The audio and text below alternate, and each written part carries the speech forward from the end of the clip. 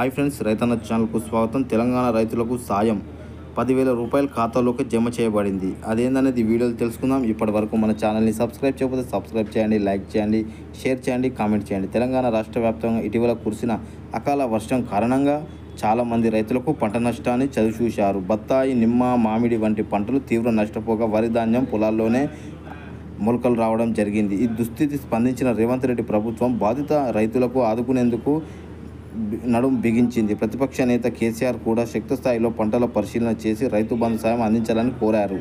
బాధిత ప్రాంతాలకు స్పందించిన మంత్రులు ₹1,00,000 చొప్పున పరిహారం ఇస్తామని హామీ ఇచ్చారు. ఎకరాకు 10,000 15.814 ఎకరాల్లో 15.246 మంది రైతులకు నష్టపోయారని ప్రభుత్వం అంచనా వేసింది. 15.81 కోట్ల మంది పరిహారం అందించాలని లోక్సభ ఎన్నికల కోడ్ ప్రకారం ఎన్నికల కమిషన్ అనుమతి తీసుకొని రైతు ఖాతాల్లోకి పరిహారం జమ చేస్తుందని, ఇంకా ముఖ్యమంత్రి రేవంత్ రెడ్డి ఎన్నికల హామీలకు తన నిబంధనలు పునరుద్ధరించాలని, ఆగస్టు 15 లోపు రుణాలకు 2 లక్షలు అదనంగా, వారికి 500 బోనస్ వచ్చే సీజన్ నుంచి అమలు చేస్తున్నారు.